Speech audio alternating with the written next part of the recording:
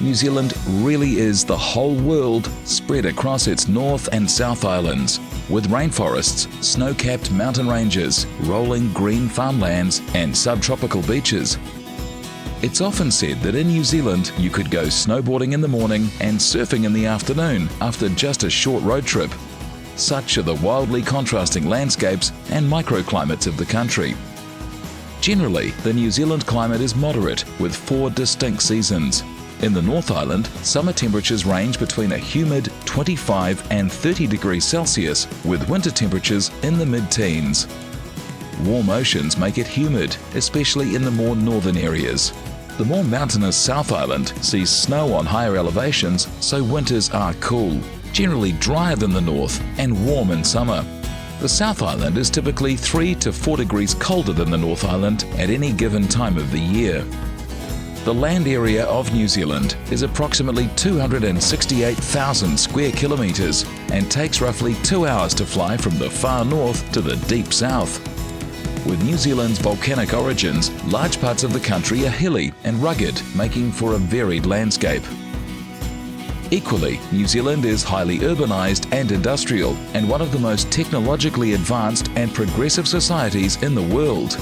New Zealand's commitment to innovation is enthusiastically embraced by a people with a strong general aptitude for technological advancement. The government has in recent years been instrumental in rolling out ultra-high-speed fibre optic cable across the entire nation, rural as well as urban. More than 85% of New Zealanders and the majority of migrants live in towns and cities versus rural and farming regions.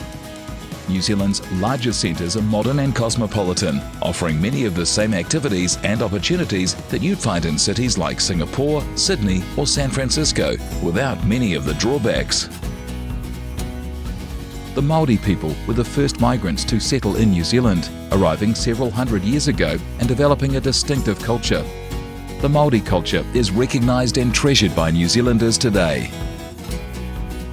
The signing of the Treaty of Waitangi between Māori chiefs and the British Crown in 1840 made New Zealand a British foreign colony, only becoming independent from Britain in 1947, although New Zealand remains a committed member of the British Commonwealth. The Pacific Islands have long been a source of migrants to New Zealand, with over a third of Auckland's 1.6 million people having Pacific Island ancestry.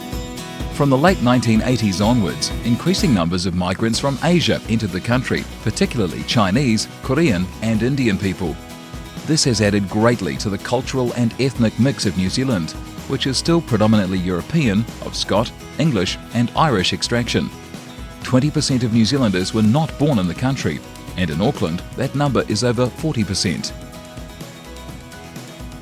New Zealanders have always been an egalitarian bunch, living in a society committed as far as is possible to equal opportunity irrespective of family background, ethnicity, gender or age.